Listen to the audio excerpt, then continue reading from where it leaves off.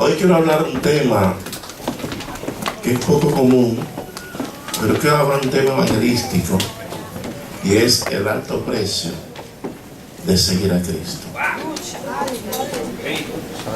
El alto precio de seguir a Cristo. Cuando yo era muchacho que estaba haciéndome hombre, uno siempre anhelaba vestir como los jóvenes de la época.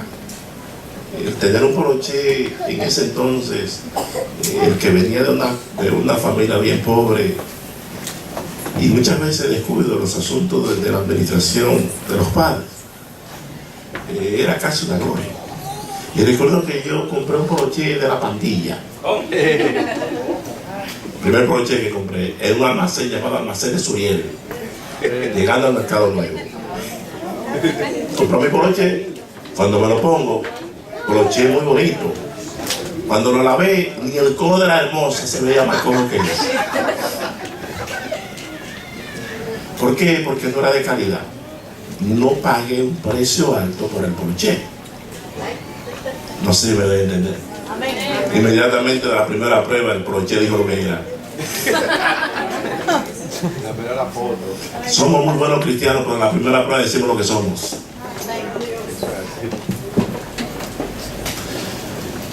A mí me gusta lo del Señor Jesús, que Jesús va caminando y hace todo lo que hace, lo hace con tanta serenidad y con tanta seguridad que me encanta. Por ello yo vivo a mi líder y quisiera ser como él. Ese es mi modelo, ese es mi dechado, a ese debo de seguir. Cuando Jesús comienza, la Biblia nos enseña de cómo Él viene a esta tierra. El libro de Mateo, capítulo 1 y el capítulo 2, nos da una enseñanza muy hermosa acerca de lo que es la genealogía de Jesús. ¿Por qué Mateo da la genealogía de él, de Jesús? Porque Mateo está escribiendo a una audiencia llamada una audiencia judía. Y esa audiencia judía estaba esperando un Mesías. Y cuando usted tiene sangre de rey, usted tiene que darle la genealogía.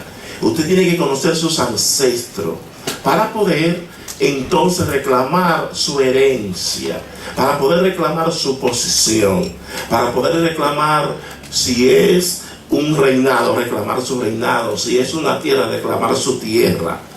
¿Usted me doy a entender?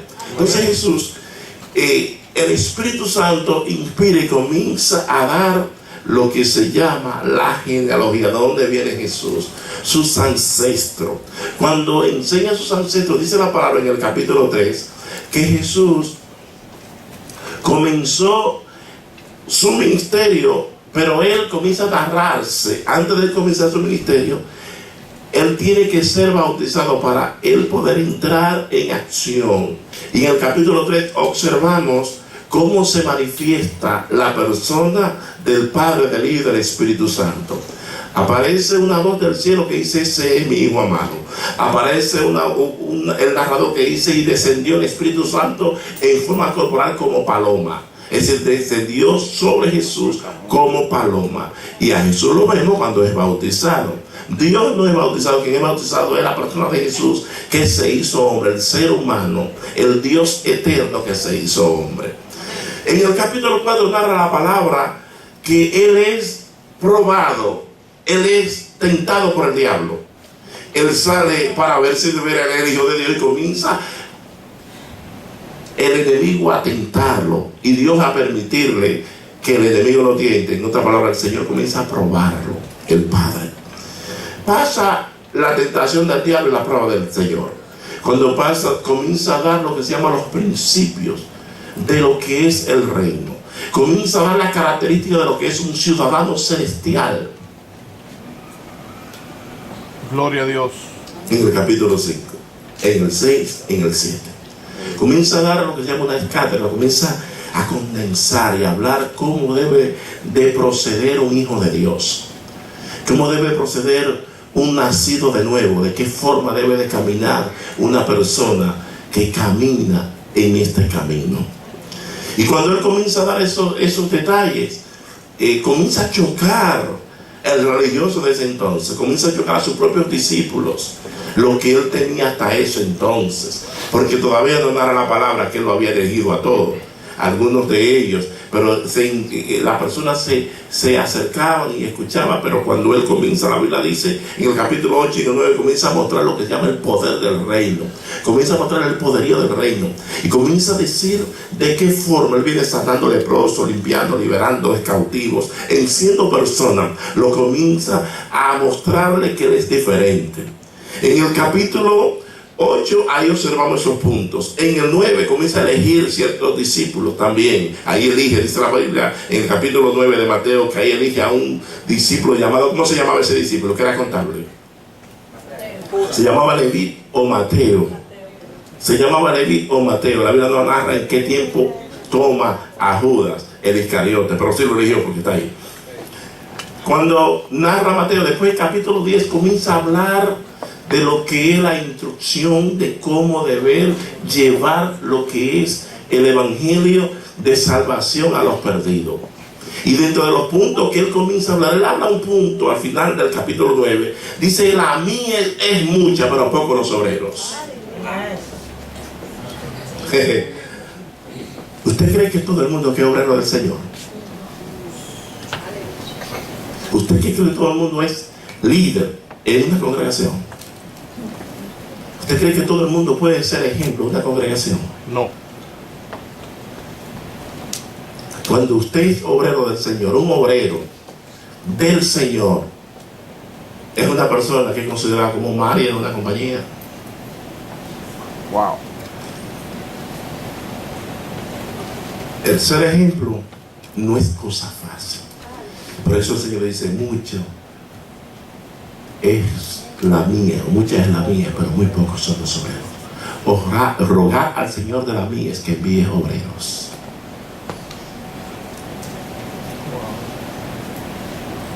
Un obrero siempre trabaja con amor para aquel que lo elige como obrero. Un obrero no calcula cuánto cuesta algo. Lo único que hace el obrero es obedecer sin cuestionar a su amo. El obrero hace lo que su amo le dice. Y como Dios es perfecto, a Dios no lo cuestionamos. ¿Alguna vez usted ha visto a alguien cuestionando? En los tiempos de Jesús, ¿quién predicaba cuando él caminaba? El único que predicaba era Jesús. ¿Por qué Jesús era el único que predicaba? Cuando él estaba presente. Imagínate tú, ¿quién puede hablar por encima de Dios? ¿Quién puede enseñar a Dios? ¿Quién puede enseñar a aquel que nos hizo a todos? ¿Quién lo puede hacer? Quiero por favor que vayamos al libro de Lucas, en el capítulo 9 y su versículo 57. Libro de Lucas, en el capítulo 9 y su versículo 57. Quiero bendecir la iglesia una vez más en el nombre de Jesús. Que la paz del Rey, que sobrepasa todo entendimiento, se apodere de tu corazón y de tu alma, de todo tu ser. En el verso 57 del capítulo 9 del libro de Lucas nos dice así. Voy a leerle en el nombre del Padre, del Hijo y del Espíritu Santo. Amén. Yendo ellos, uno le dijo en el camino: Señor, te seguiré a donde quiera que vayas. Él le dijo, y le dijo Jesús: las zorras tienen guaridas y las aves de los cielos nidos, mas el Hijo del Hombre no tiene donde acostar su cabeza. Y dijo a otro: sígueme. Él le dijo: Señor, déjame que primero vaya y entierre a mi padre. Jesús le dijo: deja que los muertos entierren a sus muertos, y tú ve y anuncia el reino de Dios. Entonces también dijo otro: te seguiré, Señor, pero déjame que me despida primero de los que están en mi casa. Y Jesús le dijo: ninguno que poniendo su mano en el arado mira hacia atrás es apto para el reino de Dios. Si nosotros leemos esta porción en el libro de Mateo, el capítulo 8, observamos que se lo rodearon a Jesús muchas personas. Y al rodearlo a él, esa persona, dice que se apareció un escriba y le preguntó a Jesús y le dijo que quería seguirle. Ese escriba le dijo que quería seguirle, y Jesús, como siempre es característica de él, para que en el camino no nos sorprenda algo que nosotros no estamos esperando, él nos dice claramente que usted tiene que hacer su cálculo, que usted tiene que meditar el camino que usted ha decidido seguir. Pero hay un problemita en estos tiempos que estamos viviendo, que nos han puesto, hay muchos que le han puesto ruedita a la cruz. Es fácil llevar algo con una ruedita, a ver, se asopla y ella, un soplito y ella se mueve. Fácil, porque las cajebolas, las rueditas que tiene, le facilitan la transportación. Y al facilitar la transportación, con cualquier cosa, camina. Pero ¿qué pasa? Que cualquier obstáculo puede obstaculizar, entonces no puede caminar la cruz, y la cruz se queda estancada y hay que ponerle más fuerza. Pero el Señor no quiere que usted ayude lo que Él debe de hacer. Nosotros debemos de entender que en este camino se camina muy diferente a como camina el hombre y como camina la religión.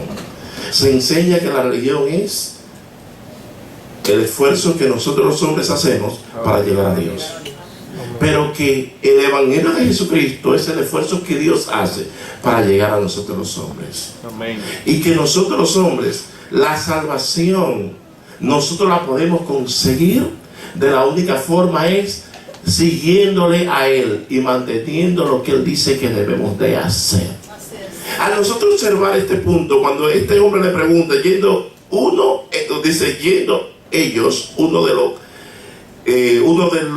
dijo en el camino: Señor, te seguiré a donde quiera que vayas. ¿Cuántos de ustedes, inclusive hay personas que a veces me dicen: pastor, ¿qué le gusta a usted? Digo, tú eres que está pidiendo que me guste, ¿qué es lo que tú quieres? No, que quiero llevarle esto y esto y esto.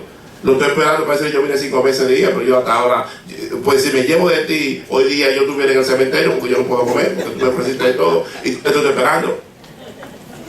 De boca cualquiera sirve y hace. De boca cualquiera es buen cristiano. De boca cualquiera es buen expositor. De boca cualquiera lo hace todo bien de boca. Pero de hecho, muchas veces nuestras palabras no se escuchan porque nuestros hechos impiden que a uno lo escuchen. Amén.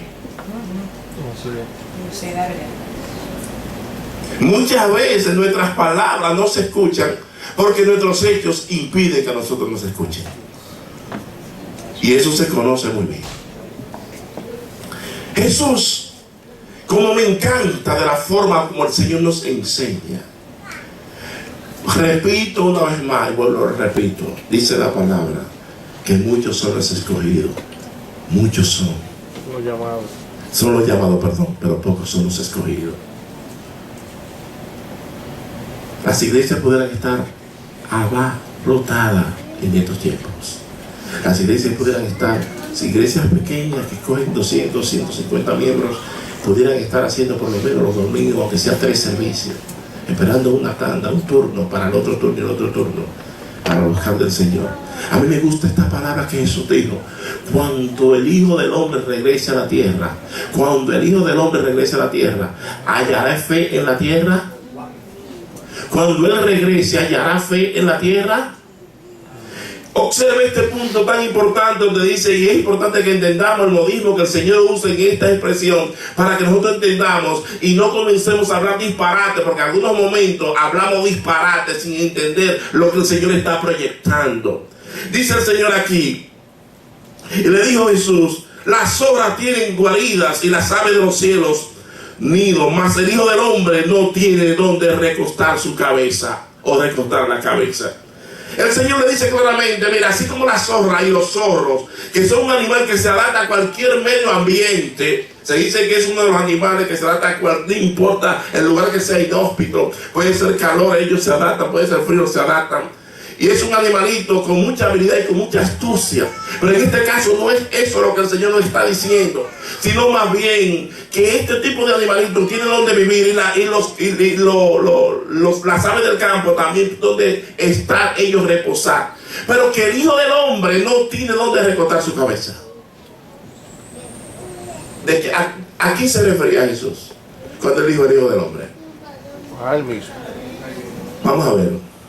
Dice, miraba yo en la visión de la noche, y aquí con las nubes del cielo venía uno como hijo de hombre, que vino hasta el anciano de días, y le hicieron acercarse delante de él, y le fue dado dominio, gloria y reino, pero que todos, dice, para que todos los pueblos, naciones y lenguas le sirvieran. Su dominio es dominio eterno, que nunca pasará, y su reino uno que no será destruido.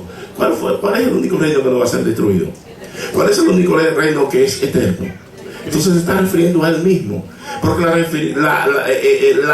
alusión a Hijo del Hombre que Jesús se refería, él se estaba refiriendo a aquel Mesías, porque para los judíos ellos estaban esperando que el Mesías se iba a aparecer en forma corporal como hombre, y por ello le decía el Hijo del Hombre, entienda que yo soy aquella persona que ustedes están esperando, yo soy el que ustedes han escudriñado por mucho tiempo. Si nosotros estudiamos el libro de Daniel, observamos que leí Daniel 7, versos 13 y 14, y también si leemos en el libro de Ezequiel, muchísimas veces aparece la expresión Hijo de Hombre, Hijo de Hombre, Hijo de Hombre, refiriéndose al Cristo revelado en ese libro. Y no fue una ni dos veces que Jesús se autodenominó Hijo del Hombre. Es decir, que cuando Jesús te dice a ti que cuando tú quieres seguirle, tú tienes que entender, lo primero que el Señor te dice a ti, tienes que calcular, tienes que hacer un evalúo de si de veras tú vas a pagar el precio que yo cuesto, que cuesta seguirme a mí.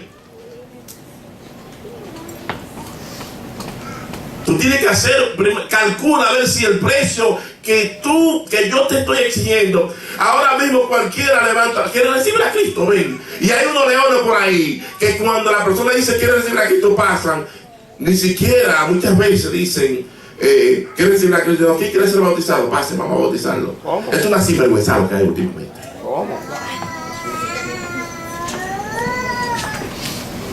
Acabando con la verdad eterna, con algo tan sublime, con algo tan alto. ¿Y usted cree que algo tan alto va a ser barato? Algo de tanta calidad va a ser barata. ¿Usted cree que algo que haya costado tanto, la salvación usted, la suya y la mía, ha costado tanto, que esa salvación, la salvación suya cuesta tanto que no hay precio humano que pueda pagarla? No hay oro que pueda pagar la salvación, no hay diamante, no hay piedra preciosa que cueste lo que es la salvación de un ser humano. Y dice la palabra que la salvación nuestra es tan grande y cuesta tanto que el mismo Dios tuvo que pagar el precio. Y quiero decirle que no es el diablo que exige el precio de la salvación tuya, es Dios. Porque él cree que es al diablo que se le va a dar cuenta. Oye, a quien tiene que dar cuenta es él a Dios, no usted al diablo, es a Cristo, al Dios eterno, que hay que darle cuenta. Gloria a Dios. Estamos dispuestos nosotros, a donde quiera que vayamos, si no hay que comer, estar tranquilo. Pero ahora mismo, sí, yo necesito un hotel 5 estrellas, con todo incluido, y tanto para yo ir a predicar el evangelio. Wow. El alto precio de seguir a Cristo. Amén. Gloria a Dios. Prefiero un evangelio sin populación, sin tener nada de atractivo, pero el que es. Sí. El evangelio popular no te lleva al cielo. La verdad eterna que te lleva a ti al cielo. Eso es lo que te lleva a ti al cielo. Y cuando nosotros observamos, dice este hombre, y dijo a otro, sígueme. Y él le dijo, Señor, déjame que primero aquí aparece un cuadro de 3, por lo menos aquí vamos al segundo. Déjame que el primero era un fariseo, el segundo aquí era un hombre normal cualquiera. Deja que primero vaya y entierre a mi padre. ¿Usted sabe qué era lo que le estaba diciendo?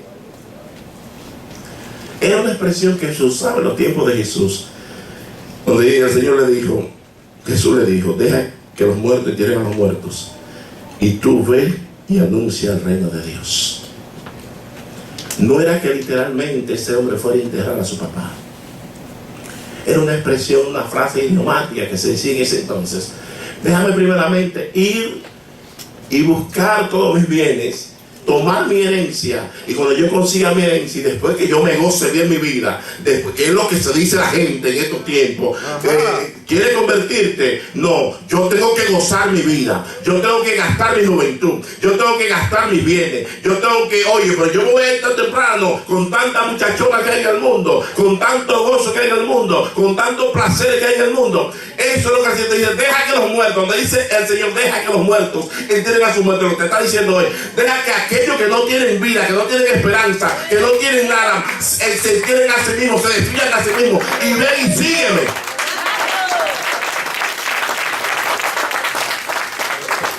Usted sabe la veces que te lo dicen a ti cuando tú predicas el evangelio. Inclusive, cuando tú tienes a Cristo, si tú ves a alguien tradicionalmente regando un tratado, hablando de Cristo, te lo recibe, hermano, muchas gracias, yo también soy creyente. Si usted quiere darlo más para adelante, porque yo entiendo, pero usted no lo hace despectivamente, sino que usted lo hace dando gracias. Y el que no tiene a Cristo sabe lo que hace. Yo lo tengo, a mí no me da eso.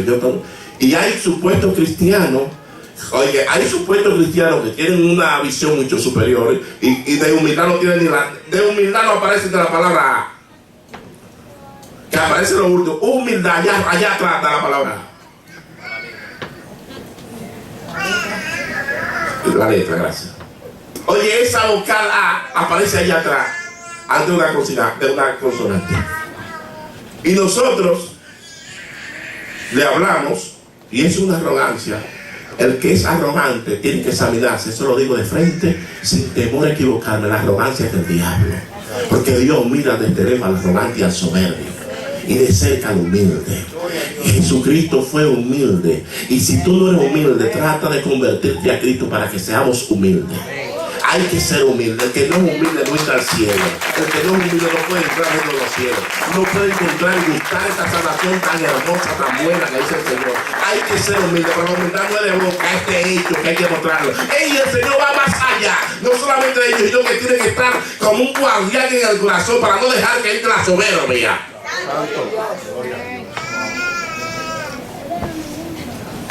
Gloria a Dios. El Señor te dice a ti que porque tú tengas bienes, tú no eres humilde. Yo he conocido millonarios que son más humildes que el pauperismo más pauperismo de la tierra. ¿Y quién es más rico que Jesús? ¿Quién es más rico que Dios? ¿Quién es más rico que Dios, hermano Pedro? Dígame, ¿quién tiene más que Dios? Si Él lo hizo todo. Si yo quisiera algo, yo lo dice la Biblia que de Jehová la tiene toda su plenitud. El mundo y lo que Él habita.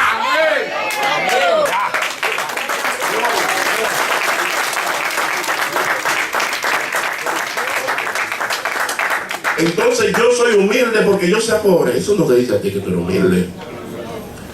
La humildad no está en la pobreza. La humildad está en el corazón. Amén. Y el que es humilde lo muestra en su corazón. Vive para el Señor y vive todo el tiempo. A la hora de mostrar lo que Él es, lo muestra. Para ello el cristiano, el hombre de Dios, el hombre que tiene a Jesucristo, que está pagando el precio. Nadie puede decir que es doctor sin antes haber pasado por los tipos de exámenes que pasan para usted ser doctor en lo que sea. Sea doctor en teología, sea doctor en medicina, sea doctor en lo que es lo derecho. En cualquier tipo de doctorado usted tiene que pasar ciertas pruebas, ciertos exámenes. Así es. Entonces el Salmo 1 está de más. Bienaventurado el varón que no anduvo en camino de malos, ni se sentó en silla de pecadores o en silla de escarnecedores, debo decir. Porque en la ley de Jehová nuestro Dios te medita de día y de noche, y da su fruto a su tiempo, y su hoja no cae. Me probaron en la paciencia. Yo voy manejando Y como nosotros tenemos una intuición de ser número uno siempre, alguien te pasó un poco medio show off, como fantameando. ¿Qué es lo que tú quieres hacer? También competir. Entonces tú quieres la revancha, tú quieres también estar en competencia. Muéstrame ahí que tú eres un cristiano, que el fruto del Espíritu, que está compuesto por 9, tú tienes que tener el fruto de la paciencia. Yo soy una persona que actúo desordenadamente en la iglesia. Si yo actúo desordenadamente, entonces Dios te está probando a ti que tú eres, que como tú eres el protagonista del evangelio, el que sabe de esto, Dios te prueba a ver si de veras tú eres el que dice que sabe. Nosotros somos peores que los efesios. Los efesios se caracterizaron porque eran hermanos en la cual identificaban a los falsos profetas, a los falsos apóstoles desde lejos. Y eran unos especialistas, eran unos peritos identificando la falsa doctrina. Muchas veces hay cristianos que son especialistas, son peritos, son doctores identificando la falsa doctrina. Pero ¿qué pasa? Que se concentra tanto en lo malo que se olvida de lo bueno. Hay problema. Eso le pasó a los efesios. Estaban concentrados tanto en identificar lo malo que se olvidaron de lo bueno. Dice un predicador del siglo XIX llamado Charles Spurgeon: cuando tú haces énfasis solamente en lo bueno, si te das cuenta, tú estás predicando, lo malo, tú estás predicando el error antes de predicar la verdad.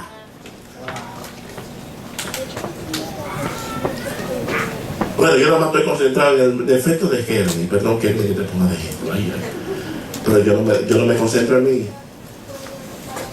Mi hermano, aquí nadie tiene excusa. Aquí nadie tiene excusa. Hubo una persona en una ocasión que me dijo a mí, estaba una americana ella, y me dice esa americana, dice, el asunto es que no hay excusa para usted hacer lo malo. Usted puede, nadie tiene el derecho de matar a nadie aunque lo provoque. Y porque el que mata es el que tiene que pagar el precio. El que lo provocó, si lo encuentran paga algún precio, pero el que paga el precio es el que ejecuta.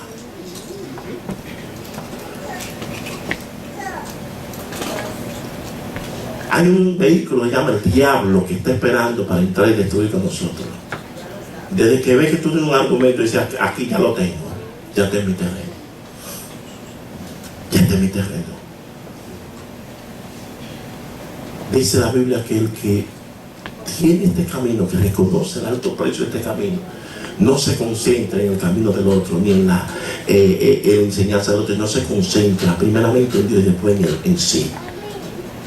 Demasiados problemas yo tengo para yo concentrarme en los problemas del otro. A veces me levanto y por dónde comienzo. Y cuando tengo tantos problemas, lo que hace es que debo que fajarme a orar, porque Él es el que te organiza el camino para tú poder echar adelante.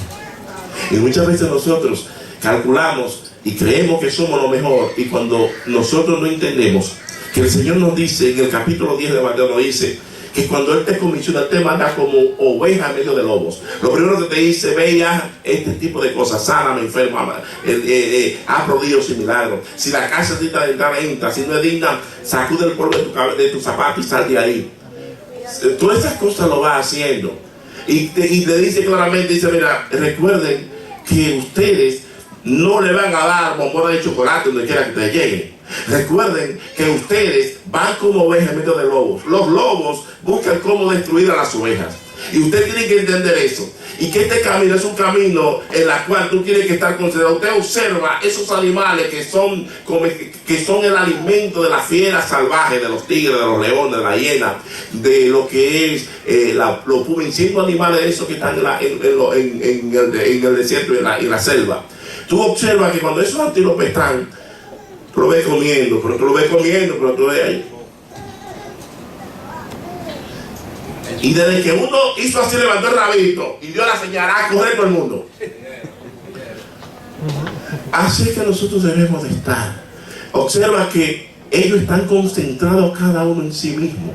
No están concentrados en el otro, es en ellos, porque muchas veces, y se trata de mantener unidos todos, porque cuando se queda uno afuera, observa el cristiano que se aísla y no viene a la iglesia, observa el cristiano que se aísla y no ora, observa el cristiano que no socializa, porque somos seres que debemos socializar. Aún hay animales que son sociales.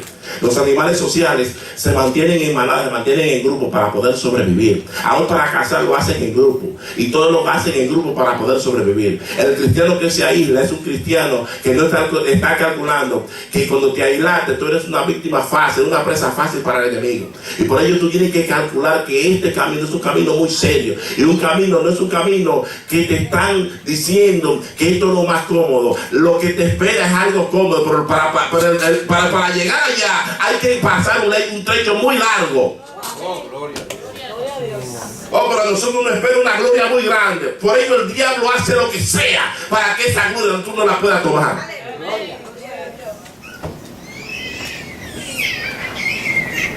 En una ocasión, predicando un mensaje acerca de lo que es los asuntos psicológicos de nosotros, de tanto que se han predicado, yo decía, ¿tú quieres llevarte bien con la gente o llevarte mal?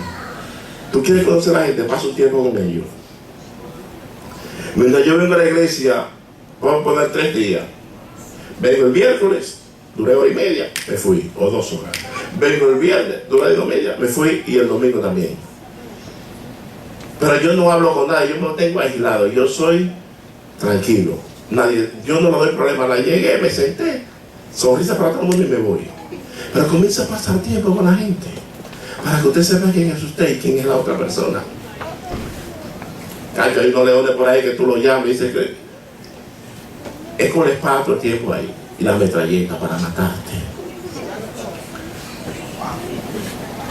E inclusive hasta aquí le dice, yo nací así, ese es el ADN mío. Yo te quiero decir a aquellos que dicen eso, que el ADN que tú tienes que tener de Cristo, porque el ADN que te lleva a ti es el ADN que Jesús tenía, que es el ADN del Espíritu Santo. Y hay que ser como él. ¿O usted cree que el Espíritu Santo, por qué el Espíritu Santo, si el animal más sagaz, el animal más astuto que había en el campo de la serpiente, ¿por qué el Espíritu Santo no toma la serpiente como símbolo y coge la paloma? ¿Por qué el Espíritu Santo no toma la serpiente como símbolo y toma la paloma? Porque la paloma, la característica de la paloma es la mansedumbre. E inclusive la paloma es tan mansa que cuando está en un lugar que hay personas que son maldicientes y que viven impulsivas y que son personas impulsivas y que viven con tanto coraje y tanta cólera, la paloma hace así y se va y no está en ese lugar, porque su característica es de mansedumbre. Usted quiere que el Espíritu Santo esté en su casa, mantenga la mansedumbre. Usted quiere que el Espíritu Santo esté en usted, mantenga la mansedumbre. Usted quiere que el Espíritu Santo esté en la iglesia, mantengamos la mansedumbre. Soportémonos los unos a los otros, aguantémonos los unos a los otros, amémonos los unos a los otros y corrijámonos los unos a los otros. Cuando yo estoy mal, si tú me apoyaste, tú estás más mal que yo. Eso es así. Gloria a Dios. Y que se ponga el zapato todo el mundo. Yo no voy a buscar un número 14 o 15, yo tengo que buscar 10 o 10 y medio. Ese es el que me sirve a mí. Dame un 10. No damos un número 8, digo, no, ese no me sirve. Dame un 10 y medio, que se me queda bien. Ay, callo, no, 8. Aquí todo el mundo ponga ese zapato que le corresponde. Amén. Nada más para ti, no. Dicen por ahí que cuando tú haces así y señalas, hay 4 pan de ti. Es decir que yo estoy más mal que ustedes, para que estemos claros. Entonces nosotros queremos la gloria, pero no queremos pagar el precio que debemos de pagar. Podemos mostrar una actitud positiva al Evangelio de Jesucristo, pero conocer de un compromiso firme. ¿Dónde está? ¿Estamos nosotros seguros que tenemos un compromiso firme? Nosotros debemos de irnos de este camino por cualquier cosa, cualquier dolorcito de cabeza ya. Es como cuando en estos tiempos que estamos viviendo, que por ello hay tantas rupturas en los matrimonios y por ello hay tantos divorcios en los matrimonios y hay tantos conflictos en los matrimonios, porque del primer dolor de cabeza que el matrimonio presenta, inmediatamente hay que desviarse y hay que dejar este asunto. Y el primer tropiezo que presenta el Evangelio, vamos a dejar esto. Yo no voy de esa iglesia porque esta iglesia no hay amor, carece de amor. Esta iglesia no tiene amor, pero tú nada más exiges, pero tú no das nada. Floja. Microwave generation. Siempre vivimos lo que la vida nos debe, pero nosotros no le debemos nada a la vida. Nada. La vida todo el tiempo está en deuda con nosotros. Nosotros no le debemos nada a nadie, tú ves. Hay ciertas personas por ahí que viven también, que uno le dice cualquier cosa. Chacho, yo no le hablo mal, yo no le hago mal a nadie. Lo único que yo sé es levantarme, ir a trabajar. Pregúntale a mi esposa. ¿Usted algún día ha ido a algún funeral? Claro. Inclusive muchas veces uno va a los funerales y encuentra una pareja de esposos que se vivía matando como perro y gato, y después que se muere el hombre o muere la mujer, ella nunca me dio un dolor de cabeza. Mira, eso es una relación tan buena de un periodo. Bueno, mentiroso. Una orina de más. No hay muerto malo ni novia fea. Ni hijo tampoco malo ni feo. Pero para el Señor no. Las cosas son claras. Punto número 2, nosotros debemos entender, es importante realizar un inventario cuidadoso de nuestra propia vida antes de declarar que estamos dispuestos de seguir a Cristo.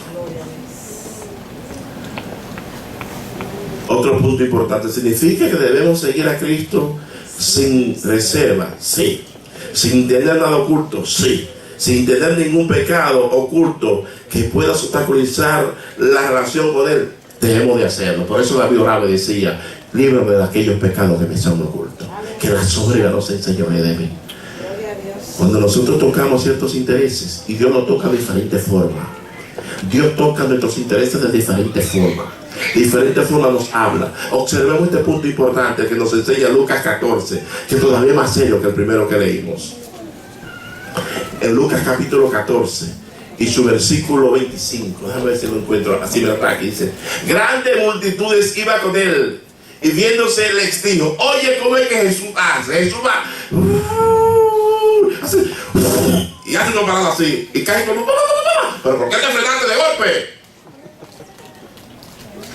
Eso fue lo que hizo Jesús. Jesús iba como a una 90 o 85 millas por hora. La autopista lo permitía. Y cuando frenó de golpe así, tú el que iba atrás, a ver si los frenos estaban buenos, tú ves. Y todo el que tenía los frenos malos chocó. Chocó todo el que tenía los frenos. Dice: si alguno viene a mí y no aborrece a su padre y madre y mujer e hijos y hermanos y hermanas y aún también su propia vida, no puede ser mi discípulo. Caray, qué verdad tan fuerte. Oye, qué verdad tan fuerte. Dámele para atrás, déjame la cosita esa. Qué verdad tan fuerte. Que yo voy a seguir a Jesús y yo tengo que estar dispuesto, oiga, a aborrecer a papá, a aborrecer a mamá, a aborrecer a mis hermanos, a mis hermanas, a aborrecer aún también a mi propia vida. ¿Y cómo es eso? ¿Cómo es que Jesús me dice a mí? Usted sabe que en aquel entonces acusamos a los cristianos de que nosotros dividimos la familia. E inclusive muchas veces me han acusado a mí de que yo divido la familia y de que yo le he quitado familia a ciertas personas. Porque este camino es bastante largo. Dios no quiere que tú andes en una Fórmula 1. No quiere que tú andes en un carro de esos deportivos. Él quiere que tú andes en un carro que sea a la velocidad de la tortuga, pero que no te detenga. Que te mantenga en constante movimiento. Que te mantenga tranquilo. Y que te mantenga tranquilo. ¿Tú sabes por qué dice que no aborrece a su padre o a su madre? Porque muchas veces el papá o la mamá te puede impedir de que tú te mantengas en el crecimiento del evangelio. Porque muchas veces el papá o la mamá tuya quiere el amor que le pertenece a Dios. Y el amor que le pertenece a Dios quiere que desde de Él. Quizás tu hermano o tu hermana quiere que lo amen a Él más que a Dios. Y cuando Dios está en juego, Dios primero, Dios primero y Dios primero. Porque el primer mandamiento es amar a Dios por encima de todas las cosas. Cuando tú pones a papá por encima de Dios, entonces tú te lo estás amando a Él primero. Por ello tú tienes que estar dispuesto. Y cuando tú te pones a ti mismo por encima de Dios, también hay problemas. Si tú no estás dispuesto a aborrecerte a ti para amar a Dios, muchas veces el orgullo. A mí me humillaron, yo no puedo quedar humillado, me humillaron públicamente. Y me humillaron públicamente. ¿Y a Jesús qué le hicieron? Lo condecoraron. Usted sabe, no ha habido hombre más serio y más digno y más moral que Jesucristo aquí en la tierra. Santo. ¿Usted ha visto algún hombre más serio y más moral que Jesús? No. Y usted sabe lo que es desnudarlo públicamente y ser una mofa públicamente y salir uno de sus mejores amigos, de sus mejores discípulos y decirle: Señor, que eso no te acontezca. Y decirle a Jesús a uno de sus mejores amigos: apártate de mí, Satanás, porque no pone la mirada en las cosas de arriba, sino en las de los hombres. ¿Usted cree que cuando nosotros estamos siguiendo a Jesús, estamos siguiendo a cualquiera? El seguir a Jesús cuesta un precio muy grande. El seguir a Jesús cuesta un precio tan grande que a los placeres nuestros hay que dejarlo a un lado. Que hablo de muchas veces hay cosas que usted quiere hacer y por agradar a aquel que lo llama, usted no las hace. Si de veras usted es un verdadero discípulo de Jesús. Gloria a Dios. El orgullo lleva a la gente al infierno. La soberbia lleva a la gente al infierno. El que no reconoce que este camino, lo único que tiene razón es Jesús. Muchas veces venimos justificados que esto, que lo otro, que esto y que lo otro. Y estos discípulos que dieron su vida por Jesús, por mantener esta palabra nosotros viva, ¿qué decimos acerca de ellos? Se reclamaron cuando Nerón iba a asesinar, cuando Nerón quemó a una ciudad usando como antorcha a los cristianos.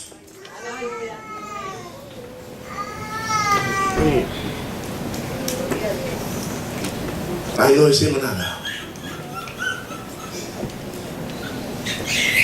Eso fue a ellos. Entonces queremos ir donde ellos están, queremos la gloria de ellos, pero nosotros no queremos pagar ni siquiera ni un centavito. El enemigo más grande del ser humano, ¿ustedes cuál es? Los sentimientos para el cristiano. Los sentimientos juegan un papel demasiado grande en nosotros los cristianos. Todo está bien. Todo está bien enseñado, que muchas veces yo predico y no me voy a excluir. Usted predica que fulana está enfermo, fulanita está enferma, tiene el muchacho enfermo. Vamos a orar por él. No, tú no tienes fe. Yo no llevo al muchacho al hospital, no lo llevo al hospital. Pero yo condeno a Juanita y a Pedrito porque no acepta la oración y quiere irse para el hospital. Pero cuando es el mío, el primero que llama la ambulancia soy yo. Entonces ahí no hay fe. Ahí al otro que yo, pero cuando soy yo que me interesa está tocado, ahí es el problema está. Y esto es un asunto que el tuyo o el mío le interesa. Usted tiene que arreglar su camino para usted no pecar con su boca, dice la palabra. Atenderé a mi camino. Es el camino suyo, usted tiene que atender. Olvídese el de Pedro, de Juan, olvídate de poner el zapato al otro, es suyo que Dios quiere que no acuse a nadie. Que el evangelio cuesta un precio muy grande. Y esto es serio. Yo quiero irme a vivir por siempre en la presencia del Señor, pero hay que pagar un precio. El precio no es comprarlo y no es mantenerlo. El Señor no quiere que tú compres lo que Él compró, es que tú lo mantengas solamente. Esto tiene un valor tan grande y costó tanto que a nosotros nos cuesta tanto mantenerlo que muchos de nosotros nos desviamos y hasta lo perdemos. De tanto que cuesta esto. Dice el verso 26. El verso 27, por favor. Y el que no lleva su cruz y viene en pos de mí, no puede ser mi discípulo. El asunto es que aquí hay una seriedad demasiado grande. Que muchas veces decimos que somos discípulos de Dios, pero no estamos dispuestos a llevar su cruz. ¿Qué es llevar su cruz?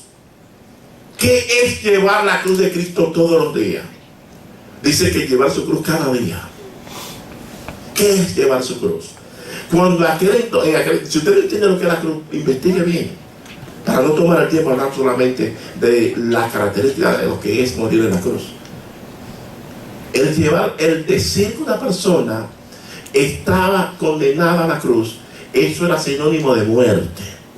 Lo que el Señor te quiere dejar dicho es que tú tienes que morir a tus placeres todos los días. No es un solo día, es todos los días. Es todos los días, por eso sin Él nada podemos hacer. Cuando nosotros servimos al Señor, usted tiene que servirle, pero por ello usted tiene que agradarlo a Él. Dice la palabra que no debemos contristar al Espíritu Santo, en el cual fuimos sellados para el día de la redención. Pero el asunto es que queremos ser levantados, y si yo contrito, ofendo al Espíritu Santo. Y Él es que me va a levantar a mí, el que va a oír la trompeta por mí, el que me va a preparar y me va a presentar al Padre. Dice la Biblia que Él mismo, el Señor, Él vendrá y Él tomará de lo suyo, y Él tomará de lo suyo, y Él se lo presentará al Padre. Y que el Espíritu Santo es que entregará la novia al novio. Y el Espíritu Santo es el que entrega la novia al novio. Y el Espíritu Santo será el padrino de la novia allá en los cielos, donde se casará con el novio. ¿Por qué el Espíritu Santo? Él es la garantía. ¿Quiénes son muchas veces en los tiempos pasados? ¿Quién era el que cubría casi los gastos de los asuntos de una ceremonia nupcial? Eran los padrinos. Ay, no lo diga muy duro. Los padrinos. cubrieron los gastos de las ceremonias nupciales. Y dice la Biblia que el Espíritu Santo es las arras de nuestras milicias, es la garantía. Arra significa garantía. Y él dice que cuando él regrese, él dejó una garantía. Él prometió de que iba a regresar y dejó al Espíritu Santo para mostrarnos a nosotros de que él iba a regresar y no lo iba a dejar solo. No como el de Imo Finito que dice que Dios creó al hombre y se le garitó, como dicen los americanos. No. Y lo dejó solo. Mentira. Aleluya. Y que Dios no tiene poder. Mentira del diablo. El Espíritu Santo, cuando tú lo ofendes, dice por allá en el libro de Éxodo que no debemos ofender al ángel para que el ángel no nos deje solo. Y el Espíritu Santo, como la palabra él es enviado, él está enviado de parte del Padre y del Hijo. Entonces hay un pequeño problemita ahora que utilizamos. Ahora la falsa religión dentro del Evangelio, la apostasía, tiene dos cargas, a Jesús y al Espíritu Santo. Nunca la Biblia me enseña que hay Espíritu Santo que hay que engrandecer en la iglesia. Es a Jesús. E inclusive hay quienes predican al Espíritu Santo y no es al Espíritu Santo, es Jesús que hay que predicar. Amén. Poco duro, pero es lo que enseña esta. Y a él hay que respetarlo porque él es Dios. Pero hay un orden establecido en la Trinidad de que el Espíritu Santo lo que hace es que convence a quien usted se le está presentando. Y lo que el Espíritu Santo hace es que engrandece a quien a ti se te está presentando, que a Jesús. Dice que él no busca gloria para sí, sino para aquel que se llama Jesús. Dice, porque ¿quién de vosotros, queriendo edificar una torre, no se sienta primero y calcula los gastos a ver si tiene lo que necesita para acabarla? El problema es que ahora mismo se está viviendo un tiempo de tanto express y de tanto microwave que ahora mismo nadie se sienta a calcular los gastos. Nadie se sienta a calcular cuánto hacer un presupuesto. Nadie se sienta a calcular cuánto le dura para llegar a X lugar. Inclusive hay personas que llegan, tienen que ir al Kennedy y el vuelo son las 12:21 minutos. Y el vuelo sale a la 1 y dura usted con el tráfico bueno 40 minutos por aquí para llegar al Kennedy y quiere que la persona que lo está llevando se convierta en una Fórmula 1. En una ocasión me dice una persona, cuando yo lo estoy llevando, mira, tú le puedes un poquito, mira que hay mucho tráfico. Digo, mira, yo la voy a poder encontrar un solo carro de lo que yo te conviene que tú veas aquí uno solo y el mío, yo no puedo encontrar los otros. No controlo uno, yo no puedo manejar uno. Y como el negocio se manda, cuando una vez va a poder discutir con un necio, me perdona la palabra, muchas veces hay personas que se levantan y quieren llegar a ciertos lugares. Si tienen que llegar a las 8, se levantan a las 7:15 y dura media hora para cambiarse y bajando para conseguir donde va, tienen que montarse a las 8 menos 2 minutos y quieren llegar a las 8. Oigan que tengo un cambio ahora. Quiero llegar a tiempo a la iglesia, pero yo no puedo levantarme ese día por lo menos a las 7 para yo llegar a que sea antes de las 9, no antes de las 10, perdón. Dormir sin ningún sacrificio. Todo sin ningún sacrificio. Todo sin hacer un cálculo. ¿Qué le he enseñado principalmente a los jóvenes de aquí? Usted no venga a la iglesia como un escómodo acá arriba o como dos toros que se fajaron por su camisa. Planche esa camisa. Arréglese. Ande arregladito. No, pastor, que no me dio tiempo de decir, pero la noche antes tú puedes planchar esa camisa y las ropas que tú te vas a poner, tú las puedes dejar aparte, porque así que yo lo hago. Para no andar como un loco. Porque muchas veces andamos como los locos. E inclusive, perdónenme la mujer se da cuenta uno cuando está abandonada, que se le comienza a salir algún flequito raro, le debería cantar una cosita por aquí. Que se le pegue alguna cosita de la almohada, porque no se ha pintado bien, no se ha pintado. Olvídese de eso, señor. Y ahora mismo hay que andar con. Prepárese bien, pásese su crédito guapo para que no dé un guachipe en medio de una guagua de un tren. Porque hay que andar y prepararse. Entonces tiene que calcular. Del mismo modo que tienen niños, hay que calcular. Usted tiene que hacer, déjame ver si hay leche, las cosas primordiales para el niño, esto y esto y esto, para no salir a las 2 de la mañana, 3 de la mañana a buscar leche por ahí. Porque hay que andar y prepararse. Entonces tiene que calcular. Del mismo modo que tienen niños, hay que calcular. Usted tiene que hacer, déjame ver si hay leche, las cosas primordiales para el niño, esto y esto y esto, para no salir a las 2 de la mañana, 3 de la mañana a buscar leche por ahí. Yo he vivido eso. A veces cuando Priscila estaba niño, wow, no hay leche, hay que salir a buscar. Un muchacho lo está preguntando, dice que no hay.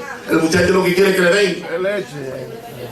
Entonces usted tiene que calcular, las cosas hay que hacer un cálculo, así es el Evangelio. En el Evangelio yo no puedo decirle que no va a haber tropiezo, porque es imposible que no vengan los tropiezos. Si el primero que viene los tropiezos se llama el Padre Celestial, es el primero, dice la Biblia, que Él nos poda a todos nosotros. ¿Qué es podar? Que nos limpia. Y de la única forma que es con el tilixi, son con la tribulación, que es un soplador que nos sopla para sacar todo lo que es paja, todo lo que es ego, todo lo que es hojarasca, todo lo que es escoria de nosotros y dejarlo puro. No hay otra forma, no hay otro método. Dice la palabra que Él no escatimó a su propio hijo. Dice, porque yo de vosotros, el verso 26, rapidito, yo me quedo 5 minutos nada más.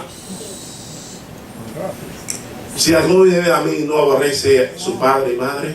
No, el 26 no era el 29, perdóname. 29. No sea que después que haya puesto el cimiento y no pueda acabarla, todos los que lo vean comiencen a hacer burla de él. Tú sabes, las personas que apuestan cuando tú vienes y dices, ¿quieres recibir a Cristo? Pasa adelante. Y muchas veces si el esposo no es cristiano, la esposa no es cristiana, son los primeros que comienzan a burlarse de ti cuando tú te descarrías. Ellos son los primeros que te instan a dejar al Señor. Y cuando tú lo dejas, después te dice, mire, insistentemente dice, tómate el traguito, tómate el traguito, tómate el traguito. Y cuando tú te das el primer traguito, y tú no eres cristiana, se burlan de ti. Insisten en que tú bailes, en que tú salgas a fiesta. Y si saliste aún y bailaste un merenguito, hasta ahí llegaste. Crucifijo.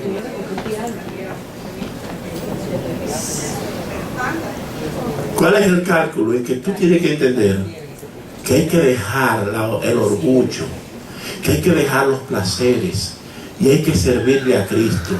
Y no hay mejor placer que vivir en Cristo. No hay mejor placer que servirle a Cristo. No hay mejor placer que ese. Porque hay un Edén, la palabra Edén significa placer. Y el Señor creó al hombre en placer. No hay un placer más grande que se llama el procrear al ser humano, para el ser humano. Cuando la persona se lleva con su cónyuge y va al lecho, cuando la persona está procreando, que hace lo que llama el clímax, la conclusión de la relación, eso significa lo que se llama eso exterioriza lo que es el amor que tú sientes a esa persona. Y cuando Dios te procrea a ti, hay un gozo demasiado, hay un placer muy grande para Dios. Ahora, ¿qué Dios quiere de ti? Dios lo que quiere de ti es que tú le guardes su mandamiento, que tú te mantengas firme, que tú le ames a Él, que tú te alimentes de Él para que crezcas sano con Él. El diablo siempre quiere poner, dice la palabra, que alguien sembró una semilla, probó otro, que cuando se durmió el jefe, entró otra semillita.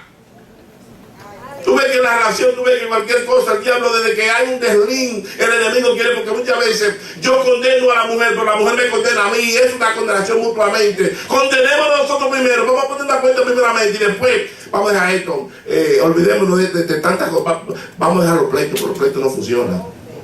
Los pleitos están en el infierno, mis hermanos. Las discordias están en el infierno. En Dios lo que hay es gozo. Gloria a Dios.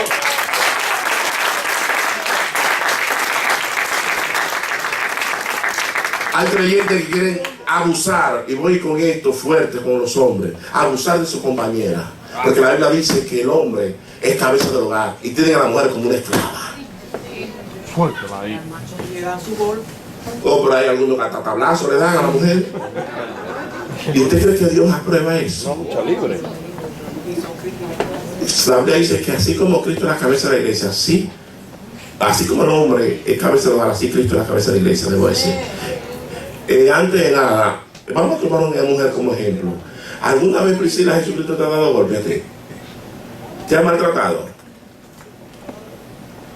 Levante la mujer, si las que están aquí, ¿alguna vez Jesús la ha maltratado a usted? ¿Y por qué los hombres tenemos que maltratar a la mujer? Si Jesús nunca te ha maltratado a ti. Mucho más.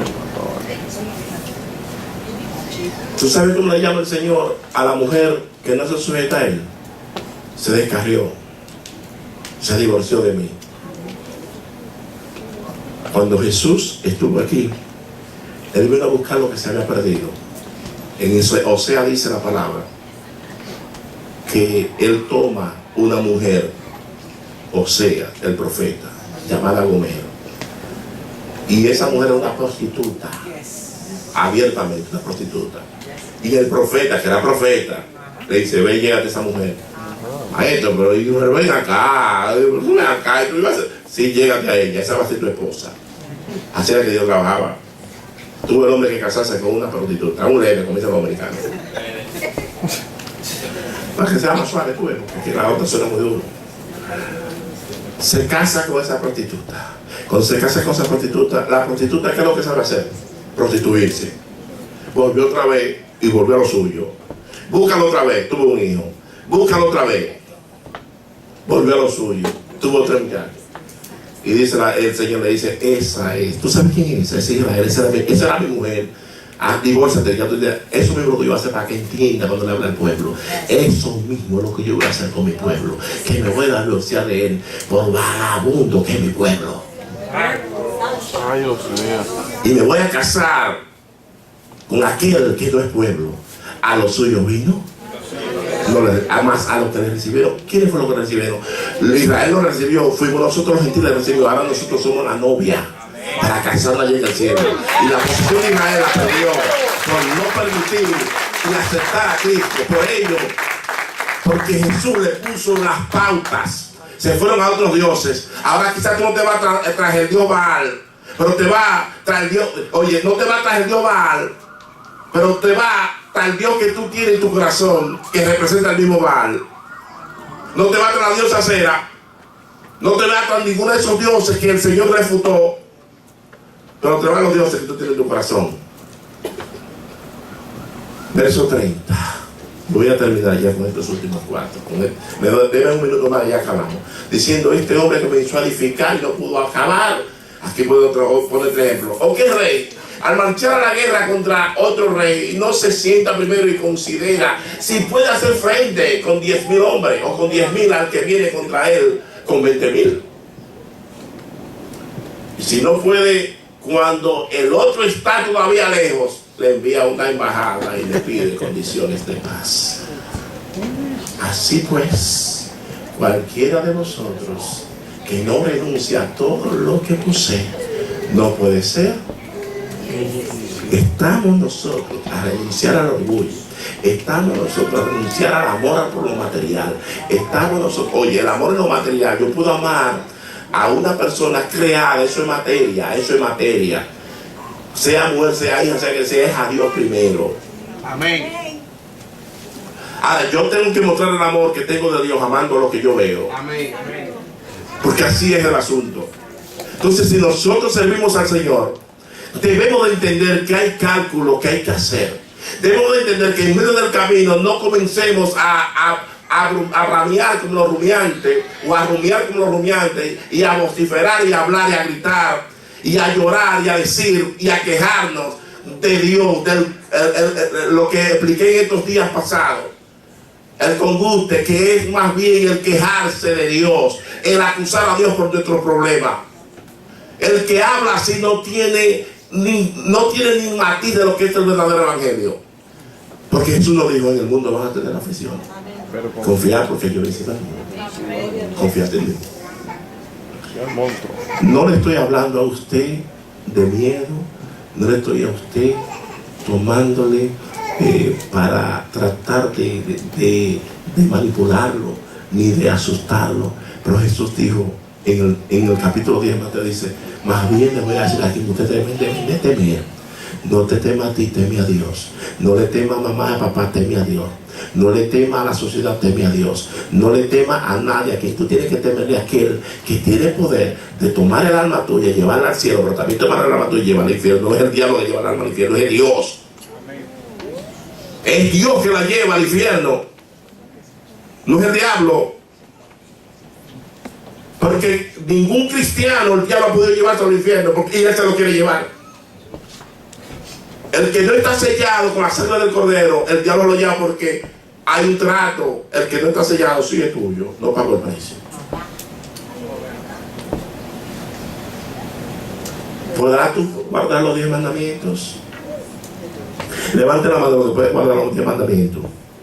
¿Verdad que ninguno podemos guardarlo? Y hay que guardarlo para llegar al cielo. Pues yo tengo un Cristo maravilloso que guarda los 10 mandamientos. ¿Sabía usted, iglesia? ¿Sabía usted, iglesia, que se habla la historia de Jesús en los evangelios y se habla la historia de Jesús en el Nuevo Testamento, pero Jesús vivió en el Viejo Testamento? Aunque se narra, pero Jesús vivió en el Viejo Testamento porque Él tuvo que guardar los 10 mandamientos.